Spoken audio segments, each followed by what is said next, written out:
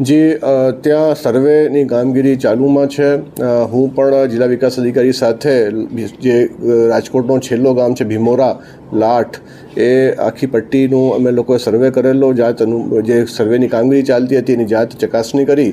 એમાં ઘરવખરી જે સહાય છે એનો સર્વે 3 ગામોમાં ચાલે છે. આ સિવાય RNB panchayat, RNB state, national highway પણ પોતપોતાની સડકોમાં જેટલું નુકસાન થયું છે એનું આકલન કરી રહ્યા છે. ખેડૂતો માટે જે પાક ધોવાણની જે વાત છે એનો પણ ખેતીવાડી વિભાગ દ્વારા સર્વે કરવામાં આવી રહ્યું છે. કેટલા સમયમાં સર્વે પૂર્ણ થશે? વળતર થઈ જશે? સર્વે આમ 1 અઠવાડિયામાં પૂર્ણ થઈ જાય એવું છે, પરંતુ આપ સૌ જાણો છો કે હજી પણ વરસાદ ચાલુ છે. તો જેમ થોડું એ સનલાઇટ આવશે આપણે 2-3 દિવસમાં આ કામગીરી પૂર્ણ કરી શકીએ એમ છીએ. આરોગ્યની તકેદારી માટે કઈ સૂચના આપવામાં આવી છે? આરોગ્યની પણ અમે તાલુકા હેલ્થ ઓફિસર CDHO સાહેબ સાથે મિટિંગ કરી. ત્યાં ફોગિંગ, જે સ્પ્રેઇંગ છે, અને ખાસ કરીને અત્યારે જે ચાંદીપુરા વાયરસના જે કેસો સંભવિત આવવાની શક્યતા છે એને જોતા તમામ તકેદારીના પગલાઓ, પૂરતી મેડિસિનનું સ્ટાફ, ડૉક્ટર્સની ટ્રેનિંગ વગેરે ઉપર ભાર મૂક્યું હતું.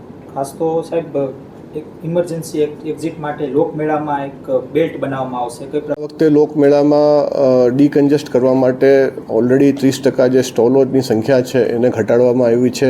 એન્ટ્રી એક્ઝિટના ગેટો છે એમાં પણ વધારો કરીને 2 નવા ગેટ આપણે ઉપયોગમાં લેવાના છીએ.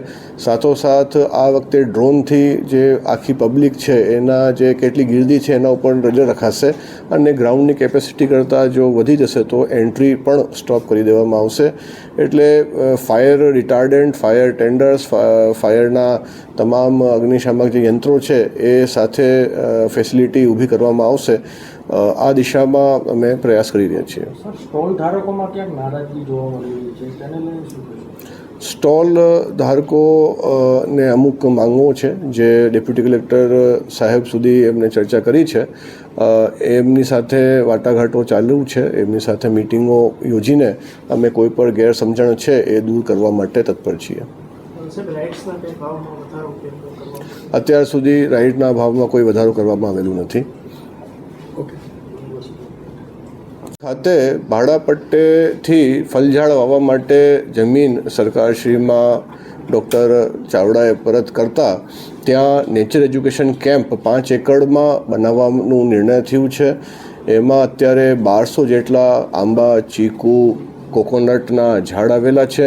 ત્યાં 50 લાખના ખર્ચે શૌચાલય, બાઉન્ડ્રી વોલ, પીવાના પાણીની સુવિધાઓ અને શેડ વગેરે વિકસાવી ફોરેસ્ટ ખાતા થકી જે શહેરી ક્ષેત્રના બાળકો છે એમને પ્રાકૃતિક શિક્ષણ શિબિર ત્યાં યોજી શકાય એ માટેની પ્લાનિંગ થઈ ગઈ છે. અને આવતા શિયાળાથી ત્યાં પ્રાકૃતિક શિક્ષણ કેમ્પ ચાલુ કરી આ માણેક એટલે nature education camp, Maliyasan nature education કેમ્પને આપણે કાર્યરત કરશું. અને રાજકોટમાં એક અર્બન ફોરેસ્ટ તરીકે આ બગીચો જે છે એ વિકસાવવામાં આવી રહ્યું છે. સાહેબ, કેટલો સમય લાગશે?